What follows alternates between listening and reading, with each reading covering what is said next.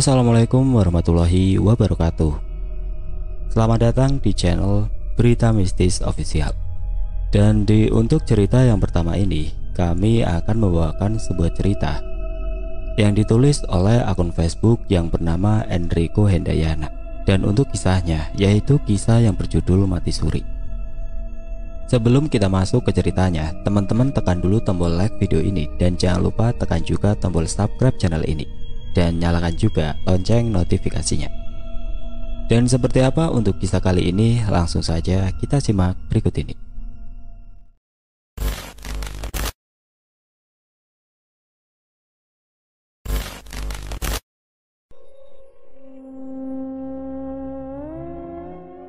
Tangis terdengar saut menyahut dari pihak keluarga, diiringi tahlil yang dilantunkan para pria pembawa keranda. Santi, perempuan muda nan cantik, terbaring tanpa nyawa di dalam keranda yang sedang dipikul. Entah apa penyebab sebenarnya, masih belum diketahui. Dia ditemukan sudah dalam keadaan tidak bernyawa di dalam kamarnya tadi pagi. Jadi, apa sebabnya? Bisik wanita parubaya dengan rambut sudah memutih kepada wanita muda di sampingnya.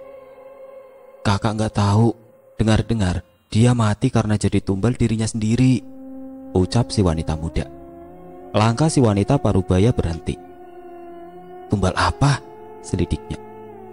Dia akan pakai susuk. Susuknya ini harus pakai tumbal. Mungkin dia nggak dapat tumbal kali ini.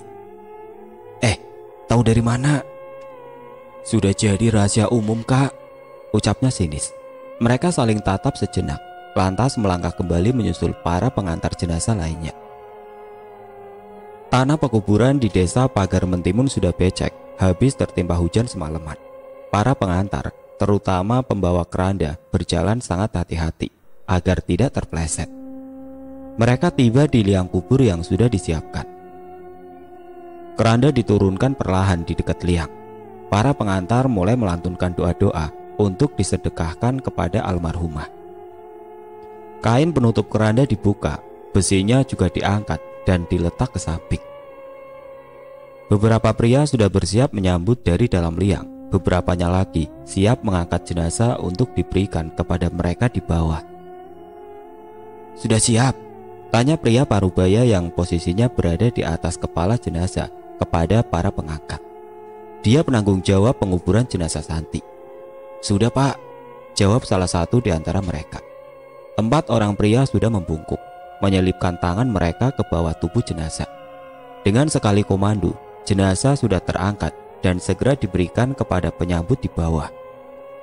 Perlahan mereka meletakkan tubuh almarhumah miring menghadap ke kanan, menatap papan kayu kecil-kecil untuk menutupi jenazah. Tetapi, astagfirullah, teriak para yang bertugas menutup jenazah saat sampai di bagian kepala. Dia keluar dari lubang dengan terburu-buru. Tubuhnya gemetar, mulutnya menganga. Ada apa? Tanya si penanggung jawab. Pria tersebut tidak mampu menjawab, hanya menunjuk ke arah liang kubur. Mereka mengikuti arah telunjuk jari dan melihat ke dalamnya. Astagfirullahaladzim. Mereka yang melihat terlonjak ke belakang. Keluarga, para pengantar, dan pengurus jenazah terengah-engah dengan apa yang mereka lihat. Santi yang sudah mati dan seharusnya tidak dapat lagi bergerak meski sedikit, sudah berada dalam posisi duduk dan menatap mereka. Kau yakin mau ke sana, Red? Riset cerita itu? Tanya seorang pria bertubuh gemuk dan tinggi saat tiba di meja paling pojok sebuah kafe. Nafasnya terengah-engah karena harus naik ke lantai 2. Di kursi tersebut duduk seorang pria berkacamata yang sedang sibuk dengan laptop di hadapannya. Yakin? Kapan aku pernah ragu saat ambil keputusan? Balas pria tersebut tanpa menoleh. Kau memang gila, Retno. Gak boleh ada hal aneh dan bau mistis dikit, langsung hajar. Karena itu kita bersahabat kan? 11-12 gilanya, seru Retno sambil menatap Gunawan, sahabatnya itu. Sialan, umpat pria yang biasa dipanggil Wawan tersebut, lantas duduk di kursi sebelah Retno. Retno tertawa melihat wajah kesal sahabatnya. Pesan minum, aku yang traktir. Hanya dengan mendengar kalimat ajaib tersebut, Wawan tersenyum kembali. Dilambaikannya tangan memanggil pegawai kafe. dan memesan kopi tubruk yang menjadi kesukaannya. Selepas pegawai kafe berlalu, dia kembali berkata, "Jadi kapan rencananya kita ke sana?" Tangan Retno berhenti mengetik. Ditolehnya lagi wajah pria di sampingnya itu. "Kapan aku ngajak kau?" "Memangnya kapan aku perlu diajak? Sebelum-sebelumnya gak pakai diajak pun aku ikut kan?" ucapnya santai. Retno menghela nafas. Memang benar, selama ini Wawan selalu saja ikut saat Retno melakukan riset di suatu daerah untuk novelnya. Bukannya tidak senang, lagi pula Wawan cukup bisa diandalkan. Hanya saja Retno merasa pergerakannya sedikit terbatas karena kehadiran sahabatnya itu. Retno menyesap kopi susunya, lantas berkata, "Kau yakin mau ikut? Sepertinya kali ini nggak mudah seperti sebelum-sebelumnya." "Yakin? Kapan aku ragu saat ambil keputusan?" ucapnya membalik perkataan Retno. "Sialan," umpat Retno. Wawan tertawa. "Jadi kapan?" tanyanya lagi. "Besok." Retno menepuk bahu Wawan. "Siapkan perlengkapan kau malam ini, oke?" Wawan mengangguk sambil tersenyum. "Siap, bos." Langit kota Ketapang sore ini cukup cerah, membuat percakapan kedua sahabat berjalan dengan santai. Besok tentunya tidak akan mereka temui lagi waktu seperti ini. Tidak akan lagi. Di kamar yang tidak terlalu besar dengan cat kamar dominan hitam, Retno sedang memasukkan segala perlengkapan yang diperlukan untuk tinggal selama kurang lebih seminggu ke dalam tasnya. Dia tertegun, menatap ke arah foto berbingkai di atas meja cukup lama. Foto yang menampilkan sosok seorang lelaki yang tengah menggendong anak kecil dirinya. "Retno akan melanjutkan cita-cita bapak. Tenanglah di sana," ucapnya lantas mengusap foto tersebut. Terdengar suara ketukan dari luar pintu kamar. "Bang, boleh ibu masuk?" Retno menarik resleting terakhir di tas punggungnya dan meletakkannya ke atas kasur. "Masuk bu, gak dikunci." Derit engsel pintu kamar yang sudah berkarat terdengar pilu seiring langkah kaki ibunya memasuki kamar. "Abang jadi pergi?" tanya ibunya pelan. Ini bukan pertama kalinya. Sudah menjadi pertanyaan wajib dari sang ibu setiap Retno memutuskan untuk pergi riset ke suatu daerah. Retno mendekat ke arah ibunya, meraih dan menggenggam kedua tangan wanita yang paling disayanginya di dunia. "Iya bu, abang pasti pulang dengan selamat seperti biasanya." Air mata menetes di wajah sang ibu mendengar jawaban Retno.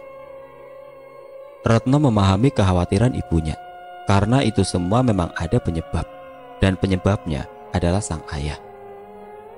Ayah Retno yang juga seorang novelis horor ditemukan tewas saat melakukan riset di Gunung Palong buat ceritanya.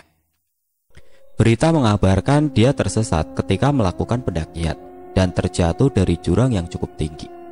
Tetapi dari desas-desus warga di sekitar, dia dibutakan pandangan oleh jin penunggu Gunung Palong yang ingin dia riset.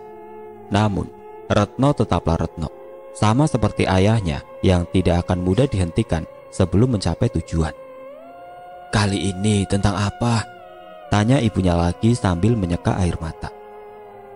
"Dari yang abang baca di grup Facebook, Ketapang informasi, ada perempuan yang sudah meninggal tapi hidup kembali saat mau dikuburkan," jelas Retno. "Mati suri?" Mata sang ibu membulat. Retno mengangguk. "Wawan ikut." Retno tertawa lantas menggaruk kepalanya yang tidak gatal. "Kapan dia pernah gak ikut bu? Udah kayak punya pengawal pribadi rasanya." Sang ibu ikut tertawa mengingat kelakuan sahabat anaknya itu. Suasana yang semula kaku mencair begitu saja. "Jaga diri baik-baik ya. Jangan memaksakan diri kalau itu bahaya. Ingat," pesan ibunya dengan tatapan serius. "Siap bu."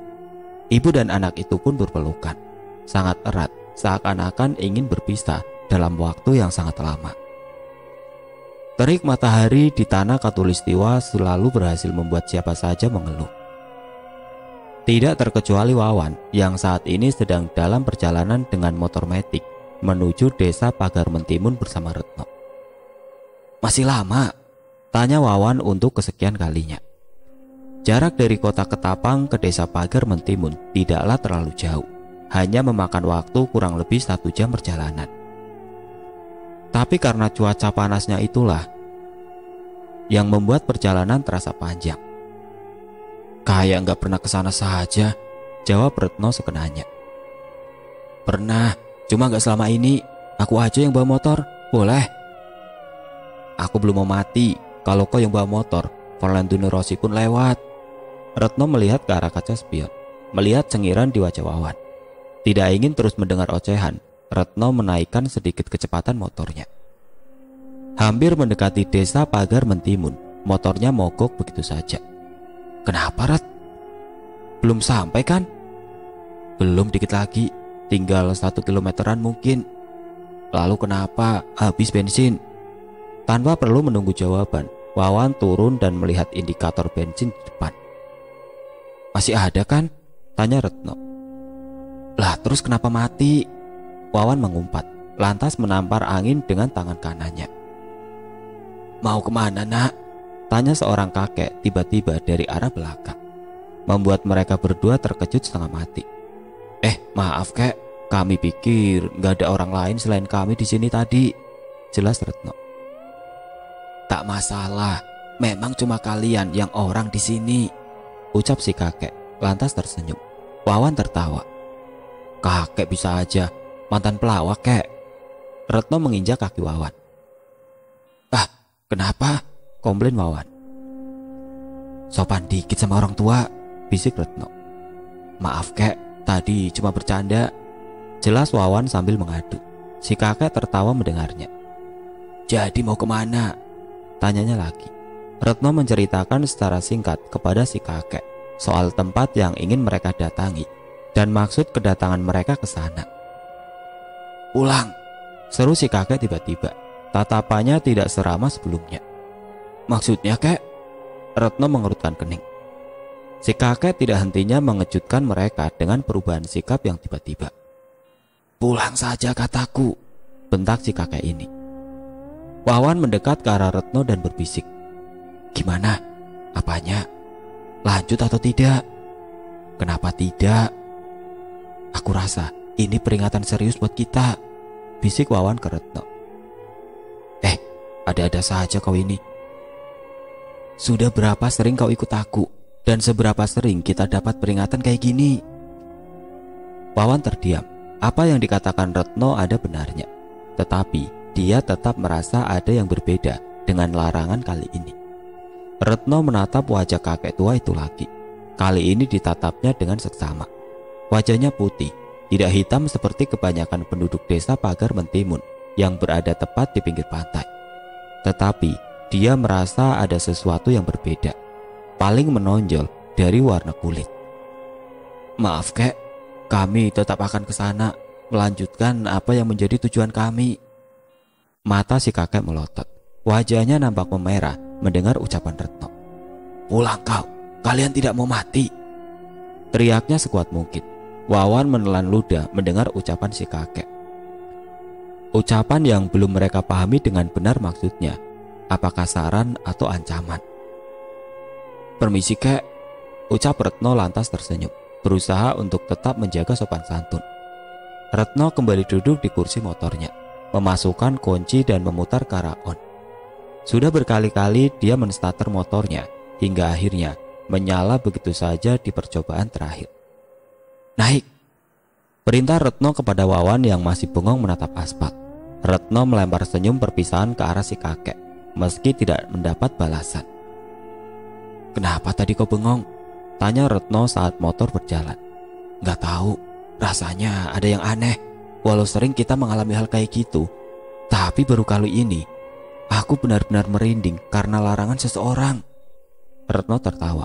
Ternyata sahabatnya tidak seberani seperti yang selama ini dia pikirkan. Red, berhenti Red, seru Wawan tiba-tiba sambil menepuk bahu kanan Retno. Motor pun berhenti mendadak setelah direm. Kenapa? Tanya Retno lantas menoleh ke belakang. Si kakek tadi kemana? Kok udah gak ada? Retno menggeser pandangannya, melihat ke arah belakang lebih jauh. tempat di mana mereka tadi berada, tetapi tidak menemukan sosok si kakek. Sejauh mata memandang, hanya hamparan pasir berwarna putih di kiri kanan jalan, dengan rumput semata kaki yang tidak terlalu banyak, dan tidak ada pohon sama sekali atau pondok untuk si kakek singgahi. Bener kan gak ada? Dari tadi pun belum ada mobil atau motor yang lewat, tambah Wawan. Raut Retno berubah seketika. Ada hal yang baru disadarinya. Sebaiknya kita cepat melanjutkan perjalanan. Retno menghidupkan kembali motornya dan menarik gas motor lebih dalam dari sebelumnya. Ada apa, Ret? Nggak biasanya kau panik. Udah sering juga lihat penampakan.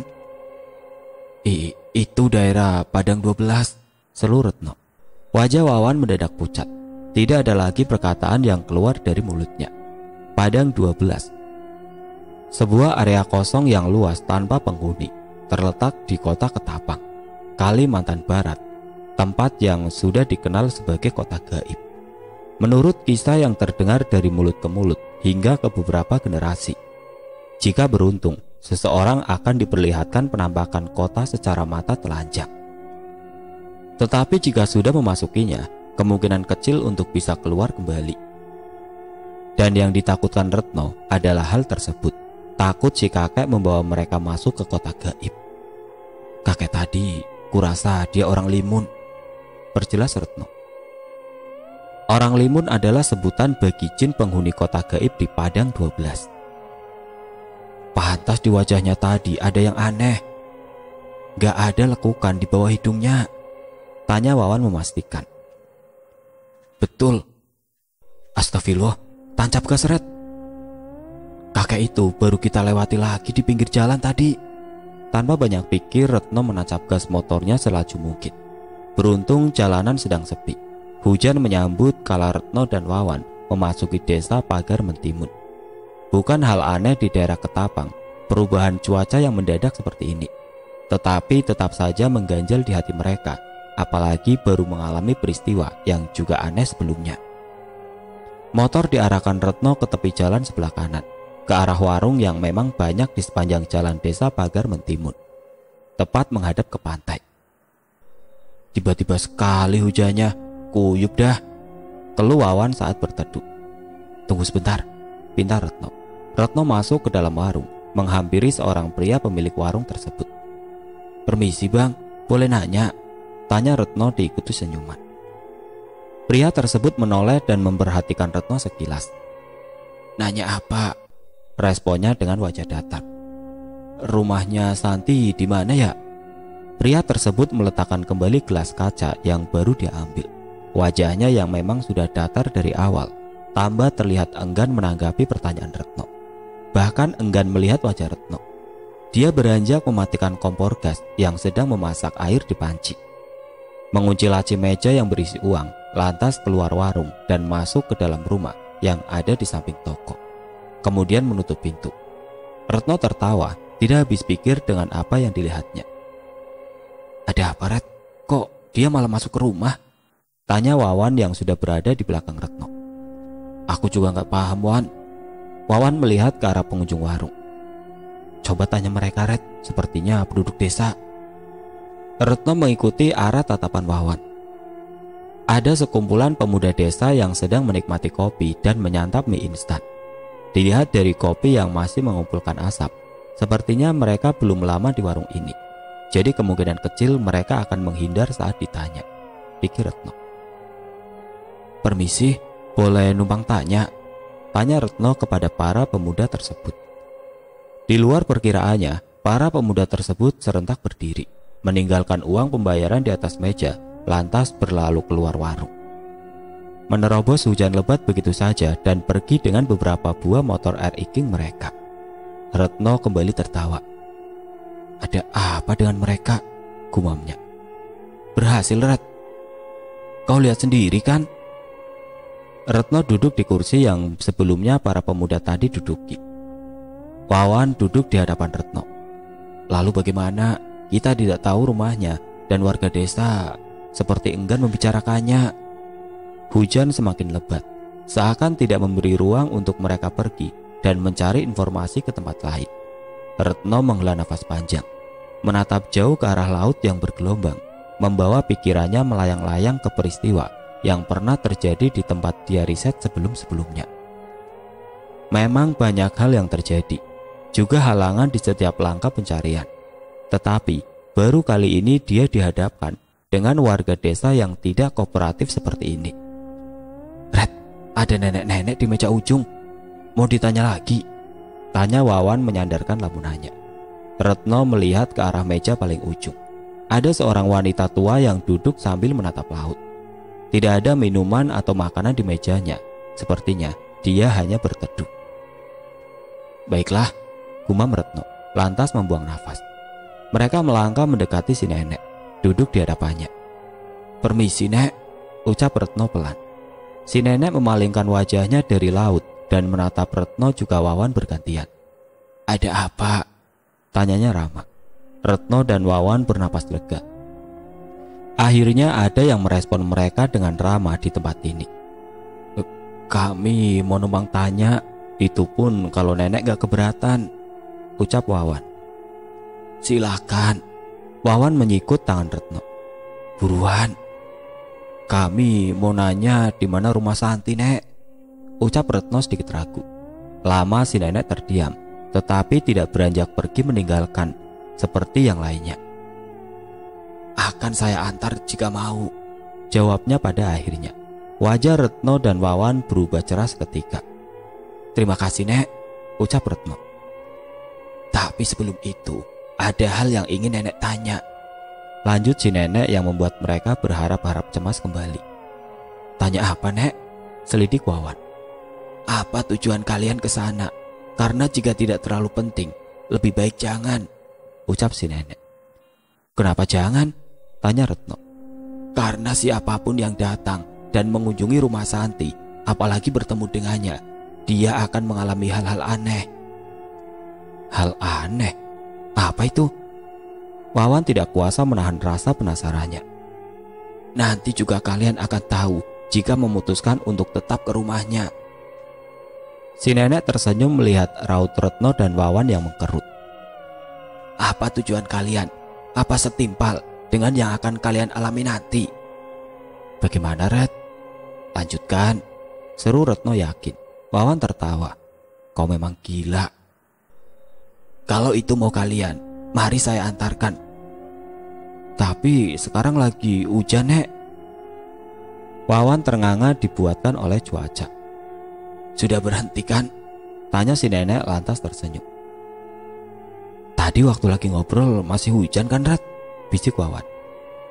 "Sepertinya kali ini memang akan lebih sulit dan menantang. Kau yakin masih mau ikut? Aku tidak akan melarang jika kau mau kembali," seru Retno tetap memperhatikan si nenek berjalan di depan mereka. "Aku tetap ikut," seru Wawan dengan tekad bulat. Mereka meninggalkan motor di depan warung, ikut berjalan kaki mengiringi langkah si nenek. Setiap warga di warung dan rumah yang dilalui menatap mereka sinis dan penuh kecurigaan, tetapi mereka mencoba mengabaikan dan tetap melangkah. "Jadi itu alasan warga di sini menghindari pertanyaan tentang Santi dari kami?" tanya Retno di sela perjalanan. "Ya, mereka tidak mau mengalami hal buruk lagi dengan membahas soal Santi," jawab si nenek. Wawan mengangguk mendengarnya.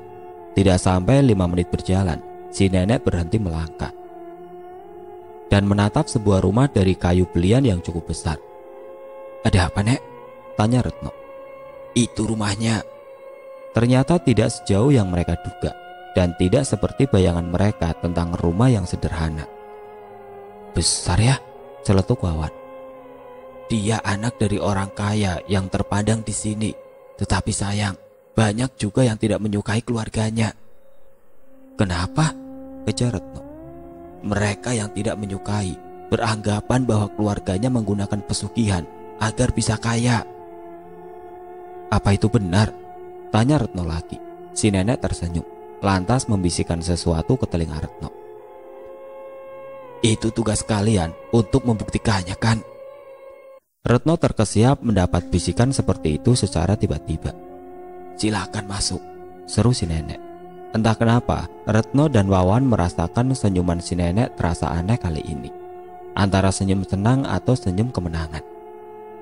"Nenek tidak ikut?" tanya Wawan. Dia menggeleng. "Nenek cukup antar sampai sini saja." Retno dan Wawan mengucap terima kasih kepada si nenek. Lantas melangkah menaiki tangga rumah dari belian yang cukup tinggi. Mereka sampai di teras rumah, pintu terbuka. Hanya saja tidak ada seseorang pun di teras. "Permisi, assalamualaikum," ucap Retno memberi salam. Tidak ada jawaban, seakan tidak ada penghuni sama sekali di rumah ini. "Assalamualaikum," ulang Retno. Wawan mengamati sekitar rumah dan tidak menemukan tanda-tanda ada orang di sana. "Apa ini benar rumahnya, Ret?" tanya Wawan. Retno yang sedang melihat keadaan dalam rumah berkata, "Sepertinya begitu, tetapi bukankah kata si nenek ini rumahnya?" Ret, si nenek udah gak ada," seru Wawan saat melihat ke halaman rumah. "Apa mungkin sama kayak si kakek itu?" Wawan menunjuk ke dalam rumah, ke arah belakang Retno. "Ada apa?" tanya Retno heran. Dia di belakangmu." Retno mengernyitkan dahi dan menoleh ke belakang. "Nenek?" "Waalaikumsalam. Ada yang bisa saya bantu?" ucap wanita parubaya yang mereka panggil nenek. "Beda, Ret, tapi kok mirip?" Retno tertegun melihat wanita yang baru saja keluar. Dia sangat mirip dengan si nenek, tetapi belum terlalu tua. Mungkin seumuran dengan ibu Retno. "Kalian siapa? Ada perlu apa?" tanya si wanita lagi. "Apa benar ini rumah Santi?" ucap Retno setelah berhasil menenangkan diri. "Iya, saya ibunya. Ada perlu apa?" Dia menatap dengan seksama ke arah Retno dan Wawan. "Kalian wartawan?" "Bukan," jawab Retno. Mereka dipersilakan masuk ke dalam rumah. Retno menceritakan siapa mereka dan tujuannya ke rumah ini. "Ah, jadi kamu seorang penulis?" tanya si wanita kepada Retno. "Iya." "Lalu kamu?" Matanya menatap ke arah Wawan. "Saya manajernya," ucap Wawan spontan. Retno menatap Wawan heran, sementara yang ditatap hanya cengengesan. Ibu si Santi tersenyum. "Kalian bisa tahu rumah ini dari siapa? Soalnya setahu saya warga gak ada yang berani lagi bercerita tentang Santi atau bahkan mendatangi rumah ini." "Dari ibu, maksud saya dari orang yang mirip dengan ibu," ralat Wawan. "Sungguh, siapa namanya? Bagaimana bisa mirip?" "Sungguh, tapi kami lupa menanyakan namanya. Tapi wajahnya benar-benar mirip ibu," tambah Retno. Wawan menyikut tangan kiri Retno. "Ada apa?" bisik Retno. "Lihat itu." Mata Wawan mengarah ke dinding ruang tamu, tempat di mana sebuah foto berukuran besar dan berbingkai berada. Retno melihat apa yang Wawan maksud. Itu orangnya, dia keluarga ibu?" tanya Retno sambil menunjuk foto keluarga di dinding. Ibunya Santi menoleh ke arah foto yang dimaksud. Matanya membulat, tidak percaya dengan apa yang mereka katakan. "Kalian sungguh-sungguh?" tanyanya. "Betul, Bu, dia orang yang membawa kami ke sini," tambah Wawan. Tangannya ibu si Santi bergetar hebat. Dia menggigit bibirnya.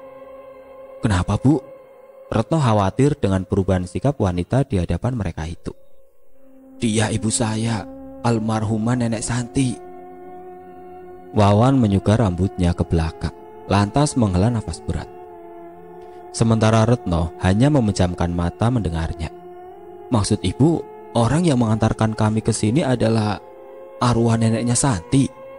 tanya Retno memperjelas. "Jika kalian tidak salah lihat, berarti jawabannya iya."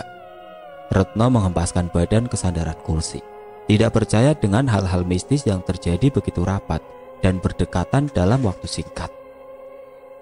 Ini tidak pernah terjadi sebelum-sebelumnya. Sebenarnya apa yang terjadi dengan anak ibu Santi? Apa benar dia hanya mengalami mati suri biasa? Kejar Retno. Ibunya Santi menatap Retno lebih dalam. "Kami berpikir dia bukanlah Santi," ucapnya sangat pelan. Retno mengusap wajahnya yang tidak berkeringat. Sementara Wawan tertawa kecil, tidak percaya yang mereka dengar.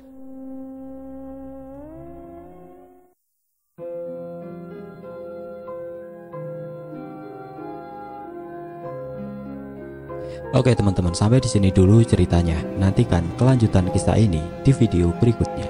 Agar tidak ketinggalan, klik tombol subscribe channel ini dan nyalakan lonceng notifikasinya. Wassalamualaikum warahmatullahi wabarakatuh.